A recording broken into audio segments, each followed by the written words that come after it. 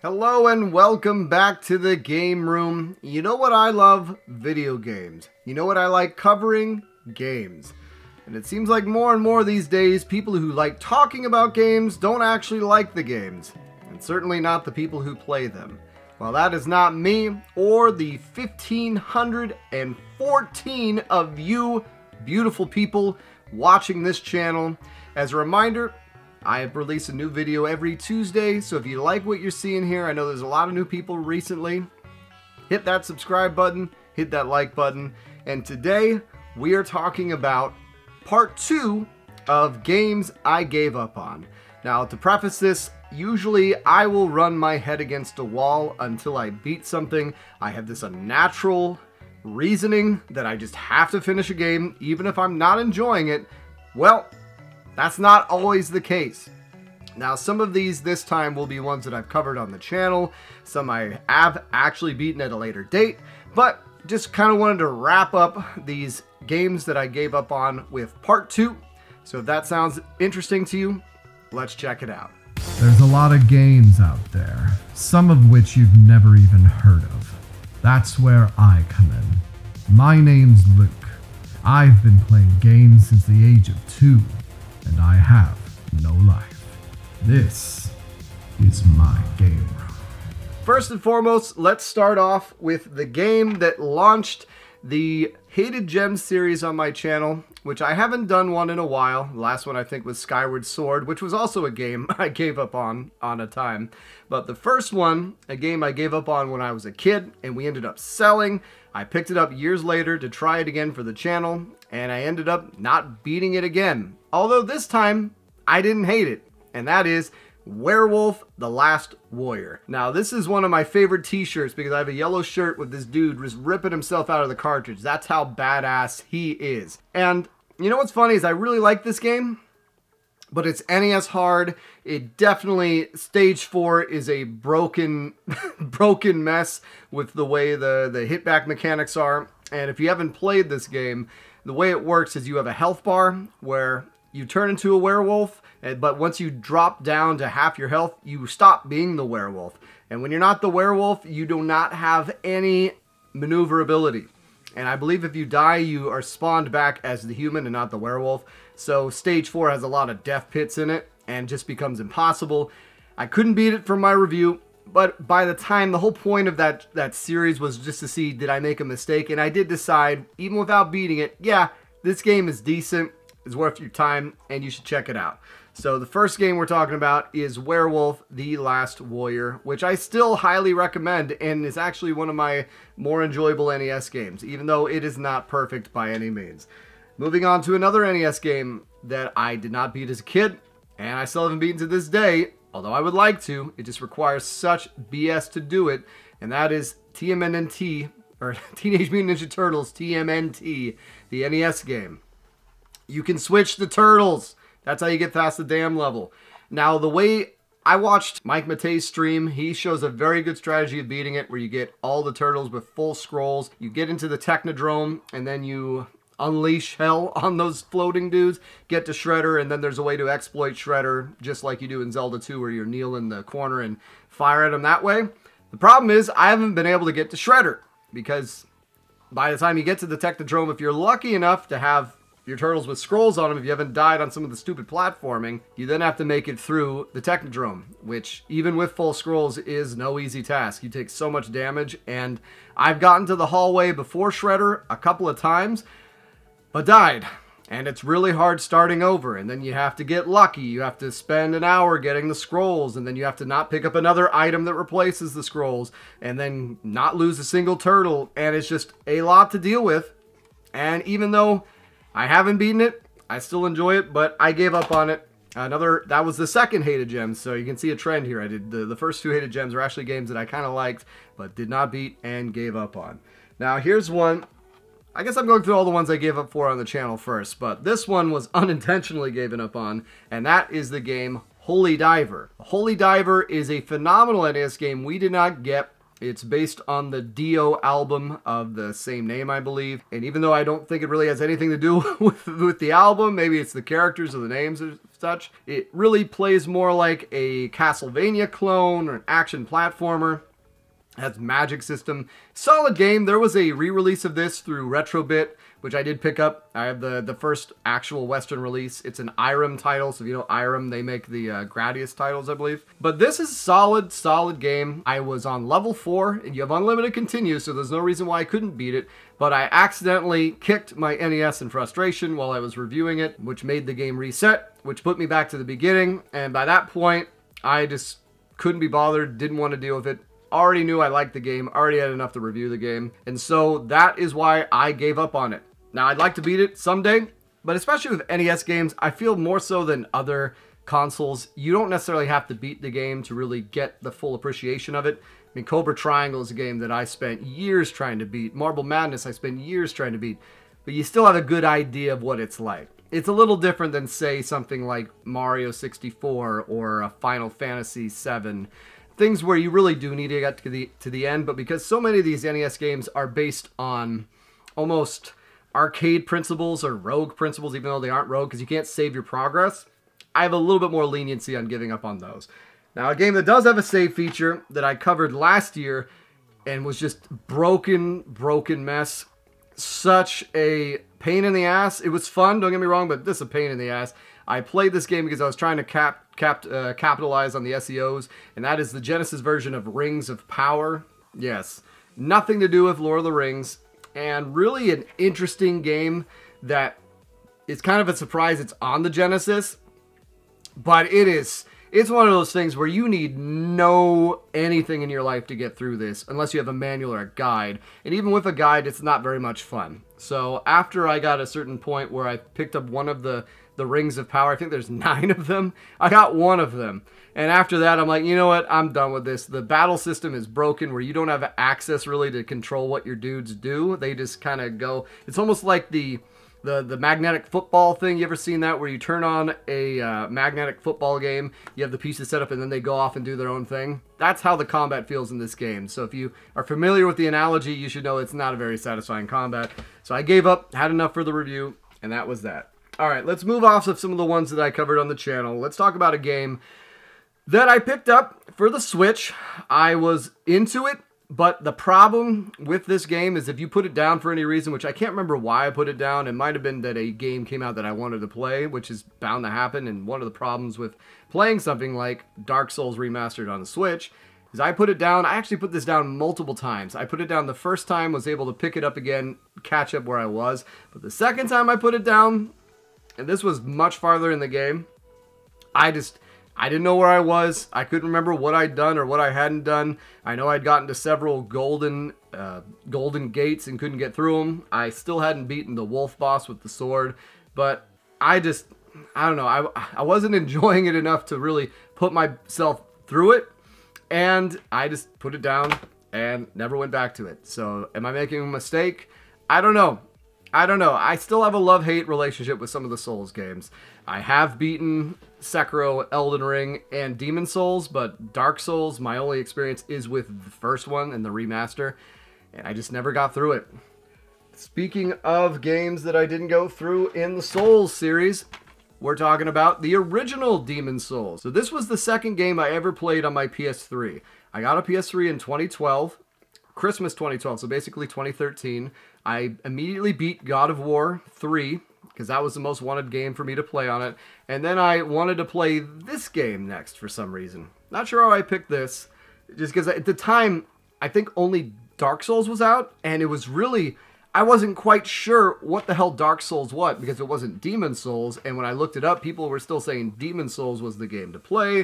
This was before Dark Souls 2, and the whole Souls universe took over the world. So I played Demon Souls, and then eventually I lost interest, or maybe something else came out for the, I don't know, it wouldn't have been for the 360 or the PlayStation, or it might have been, I didn't have internet. I didn't have internet at the time. Maybe that was it. But I just gave up on it, and I went to play the Uncharted and the Infamous games, and I never went back to it. Because once again, it's hard in an action RPG like this to leave, especially because there's no hand-holding or guidance or anything, or even telling you what the hell you're doing. So you jump back in, and it's like, you might as well just start over from the beginning, because you can correct your errors, but I just didn't. And I just put it down and never went back to it. And luckily I was able to beat the remaster, which really evoked everything from the original, so I didn't feel like I missed out on anything. But let me know if I should go back and finish that game, because I probably won't ever. And the game that I was shocked that I didn't beat, I loved the first one. One of my favorite Xbox 360 games. It's also on other systems too, but favorite Xbox 360 games. The second one that came out defined the genre at that time, which we're still chasing that high in my opinion. The third game wasn't made by the same developer, but it still was in the universe. But the fourth one, Arkham Knight, just couldn't get into it. I don't know if it was the driving sections or the fact that it just felt like I was going through Arkham City again, but with a car and less interesting characters. But I tried to play this. This was one of the things that made me put down the controller in 2014, and like I always say, where I got over modern games, because I was playing Arkham Knight. I've already played Arkham City. I was playing Titanfall and Evolve and things. Like, I've already played Call of Duties. I've already played the Halos. Like, this is not, give me a different experience. And so I went back to the past and played stuff like Earthbound. But Arkham Knight, I even went back and tried to download it and play it again, maybe a few years after the fact, but I had no interest in it. So let me know if this is a solid game to go through. It was hard to recapture the high of the first two games. I mean, really, I still prefer Arkham Asylum to Arkham City, but Arkham City at the time was such a cool open world where you could explore it, which now, in my opinion, is kind of overdone. I mean, how many games have this system?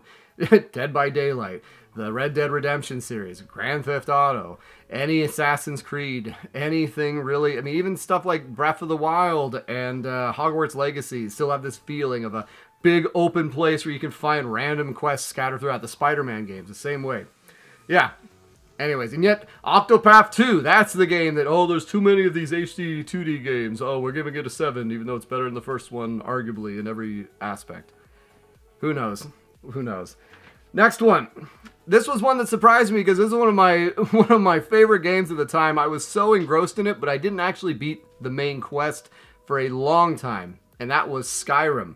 So I got this on 11/11/11. I think Jen bought it for me, and I played the hell out of it. I went wandering. One of the games that defined the, oh, today we're going west, today we're going east, and we're just going to explore. I did this endlessly, and I enjoyed it so much more than Oblivion, because I picked a combat style. I did the two-hand mace and just tore myself through the countryside, enjoyed beating up the dragons, finding the secrets, finding that. But I didn't actually progress the main story, and I eventually put the game down and just let it lie for months, maybe even years. I just didn't beat it, even though I had put maybe 70 hours into it. I just hadn't beaten the game, because honestly, that's the thing with a lot of these type of games, is the story is inconsequential. It's more about the exploring. And at a certain point, I'm like, you know what? I'm going to go back and play it. Had no idea where the hell I was. Couldn't remember anything. Luckily, they showed you where to go, and I did beat it a couple. You know, God, maybe it took me an hour.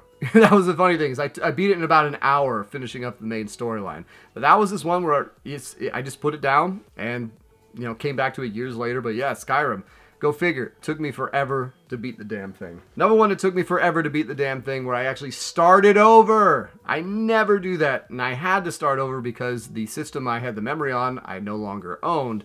And that is the first game I ever bought for the Wii, that I never owned, mind you. Never owned a Wii, but I bought games for it, and that was Twilight Princess. So I picked up Twilight Princess. My college roommate had a Wii, and I was playing it on his system, and I just lost interest at some point. I mean, at the time, I was playing World of Warcraft. This was around when Burning Crusade was out, and I was heavily involved in it, played it all day long, loved Burning Crusade, and Twilight Princess really, it had the aesthetics I had wanted for Wind Waker, but it had waggle controls, and it had wolf sequences, and it didn't capture me. The whole Wii generation really didn't capture me at this time. Basically, from 2005 to 2008, I was, for the first time in my life, out of the console gaming scene. And the Wii, being the way it was a large reason for that. And then the PS3 coming out and being so expensive was the other reason I didn't get that. And then Xbox, wasn't a fan of the original Xbox, and the 360 had issues, so really it was the first time we're like, you know what, I'll be in the PC Master Race for a bit. Didn't last, but with Twilight Princess, I just wasn't into it, and I had to force myself. Around the time, I want to say Skyward Sword came out, so 2010-ish, somewhere around there, to go and beat Twilight Princess, and I did. And I still wasn't crazy for it. I liked it, but I still wasn't crazy for it. And then ironically, I started Skyward Sword, had the same feelings. I'm like, all right, I'm done. I'm done with these Wii Zeldas. And luckily, Breath of the Wild repaired it. But yeah, that was hard to overcome. All right, a game I'm not going to spend too much time on because I talk about it all the time, but this is one I gave up for. Another Hated Gems, a game that I played back in the day. Was terrible at it. It's a series that I'm not very good at as far as the genre goes, and that is Einhander. Got to stage 4 in this bad boy, got my ass handed to me. Phenomenal game, but a game that was going to require so much time to beat, and at that point I'm like, you know what, I tap out. But yeah, gave up on Einhander. I'm fine with that. That game is so difficult. If you can beat it, kudos to you. Maybe someday I will join your illustrious ranks. Alright, now here's one that surprised me because I thought that I would really enjoy this. Everyone said it was so wonderful. I've always wanted to start the series and I picked it up, and that is Ys 8. And you know what? It's that same problem with the action combat where you kind of control your team, but you don't. You kind of give them gambits. It's this really bright art style. This wasn't for me. I got decently far in it too. I want to say I put in 15 to 20 hours. I got to the point where you start playing as the chick. So I think his name is Adol or Atol, something like that. So I got to the blue-haired girl, and I just lost interest. I don't know if a game came out that I wanted to play. That's generally what happens, is I'll be playing one of these filler games, and then something like God of War 2018, or Breath of the Wild, or Octopath, or a new Fire Emblem comes out, and then I'll immediately go to play the new game, and then I don't come back to the other game, which I try not to do. That's why when I was playing Elden Ring, I beat Elden Ring before I picked up Triangle Strategy. Now, at that time, I was also really enjoying the hell out of Elden Ring. But still, I know if I stop a game mid-game, there's almost an 80% shot that I am not going to restart it. I mean, Suikoden 2, I managed to do that with last year, but that was a rarity. All right, now here's one of the most recent games I gave up on. And that's part of what we're talking about. So it was Legacy of Kane Blood Omen. So I've been wanting to play this for a year. I've been wanting to go Vivictus, killing up the countryside. And I picked it up, and I got decently far in it, maybe 8 or 10 hours.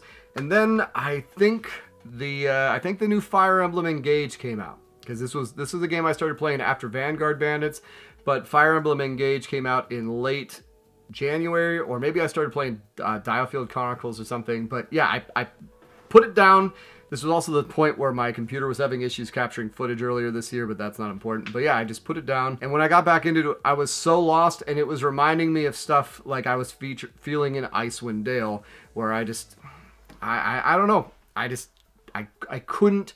I didn't want to start over, but I couldn't remember where I was, and the looks. This is one of the few times where the combat wasn't agreeing with me. I didn't like the limitedness of the resources, and I put it down. And I don't know, maybe I'll go back to it, maybe I won't. I wasn't enjoying it like I thought I would, and that's part of the reason why I was okay putting it down. Now, here's one that I probably gave up on just because at the time it felt like, why am I playing this? Now, when you pre-ordered The Legend of Zelda Wind Waker on the GameCube, I think you got this at the time of pre-order. I remember getting it earlier than the actual game itself, and that was The Legend of Zelda Ocarina of Time Master Quest. So you could play through Ocarina of Time, but then they had this crazy, almost rearranged mode of it that really didn't change much except for some of the dungeon layout and I think some of the overworld, maybe a little bit. At the time, I had already played Ocarina of Time to death. I mean, this came out around 2002, I want to say. Ocarina of Time was 98, so in 4 years, I had probably beaten Ocarina of Time 2 or 3 times, and it just, I think when I started it, I was expecting it to be different, more different than what it was. And going through the beginning area until you get to the Great Deku Tree is almost shot for shot. And I did get out of there, but I don't think I actually got to the point where you become Adult Link, and then maybe Wind Waker came out or something came and I just put it down. I think I tried to play it again down the line, but just at that point, it's like, why am I going to play Ocarina of Time again? I'd rather just play the N64 version. Who knows? Maybe I'll come back to it. So that is one of the ones that I would be interested in knowing, just to see how much they changed. But yeah, put it down. Never picked it up. Now here's a game that is emblematic of my distaste for the Dreamcast, and that is Sonic Adventure. At the time, I had only played the Genesis Sonic games, so getting into a hub world Sonic game where I had to find where I was going, kind of a la Mario 64, was annoying. And it was done in such a way where I think at one point I stopped progress and I couldn't figure out where I was going. And I just, in general, wasn't enjoying the Dreamcast. Maybe Code Veronica came out and I wanted to check that out. But I just put it down and never beat it and didn't mind. I never really cared much for the Dreamcast. The controller, the VMU, everything about it, I wasn't a fan of. I want to say the power cord on the controllers was on the bottom instead of the top. That pissed me off too. Yeah, because the VMU had to go on the top. So everything about the Dreamcast annoyed me. And all the games I got for it were bad, in my opinion. Except for Dynamite Cops, which is kind of an obscure game anyways. Okay, now this one, almost identical to Ys 8, was Xenoblade Chronicles 2. Now this is torn on a golden compass. I actually have the special edition of Xenoblade 2 with the steel case, I guess, in it. I don't know why I didn't put it on the shelf, but I didn't feel like digging it out. So yes, Xenoblade 2, almost the exact same reason as Ys 8. Didn't like the art style, too bright. Wasn't enjoying the anime-ness, wasn't enjoying the combat. Just wasn't that engaged, the whole sword thing, and just when you're getting into something that you know is going to be 70, 80 hours, like that was kind of the magic of the PS1 eras. I didn't know when I bought Final Fantasy 7, 8, 9 they were going to be 70, 80 hour games. I didn't know Final Fantasy Tactics was going to be so long. Nowadays, it feels like if you don't know the game is 20, 30, 40 hours, like that's a selling point before you play it. Not even if you care that you want to play it that long because you're enjoying it. I mean, that's one of the things I was not looking forward to with Skyward Sword. I think that's part of the reason I stopped playing it. Is one of the things that I read when it was coming out was like, we wanted to make a 20 to 40 hour Zelda game. Why? Why? One of my favorite ones you can beat in 4 to 5 hours. I don't care how long it is. I want it to be, like, make it fun, so I want to replay it. Or, that's just, that I can't stand that thought process. I mean, back to the NES games, that's what I was saying, is I enjoy the hell out of trying to beat the game, not necessarily guaranteed beating it after 40 to 50 hours of meaningless bloat and fetch quests. But I digress. Alright, here's the next one. Low-hanging fruit. At the time, this is one of those games where I thought I was enjoying it, and then I stopped playing it and never looked back, and then everyone else I realized around me was like, God, that game was terrible. And that is Final Fantasy XIII on the Xbox 360. I'm not even sure why I stopped playing it. Maybe Dead Space 2 came out. What year was this? It's just 2010, maybe? I don't know. I got pretty far in it too. I was about 15, 16 hours. I almost got to the point where the world opens up, but just combat, just all these ones. As you can see, Ys 8, Final Fantasy 13, Final Fantasy 12. They lose me. They lose me when they aren't turn-based and you don't have time. Frankly, I'm shocked I got through Final Fantasy 7 Remake. Maybe it's because it was during the pandemic or because it was Final Fantasy 7, but yeah. And last, and certainly least, the first game I gave up on for the channel is Burning Heroes. This game is a Japanese translated game. It's from the Super Famicom. It's by Enix. And it literally is just the same game, but you have 8 different pathways.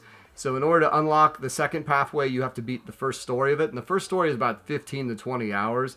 And you get one main character, but then you recruit your side characters from the same town, so you can recruit the same side characters. But they're always the same in everything that I've seen. And then when you go through the B side, you're almost playing as the antagonist, I want to say, from the first side, and similar things happen, but it's a slog. Not much happens. It's not very enjoyable. I did not like it, and it was the first game that I put down, and I'm like, you know what? No, I made it part of the review, the fact that I wasn't beating this game because it was so terrible. And what's funny is that when I originally got from this company, I had purchased this game, and then I bought Fire Burning Pro Wrestling, and they sent me Burning Pro Wrestling with this game on it. And so I had to send that one back, And then when they sent that one back to me with the right ROM on it, they then used that not to pay me or not to give me the other order I ordered, because they said, oh no, we sent it back to you. And they robbed me of about $200 to $300. So yeah, GameReproductions.com. Never buy from them. But yeah, Burning Heroes. Such a disappointment. Not all Japanese translated games are created equal, and this is definitely one you can leave on the scrap heap. So yeah, that covers up most of the rest of my games I gave up on. There's a few here and there, things like Revenge of Shinobi. But yeah, that's it. Let me know about some games you gave up on. Let me know if some of these games I should play and give a second chance to. Maybe do a Hated Gems on, or who knows. As a reminder, I release a video every Tuesday. I do have a Patreon if you'd like to support the channel. Thank you to all the new subscribers. It is so nice having you here. As always, it was so nice getting a hold of you. Take care.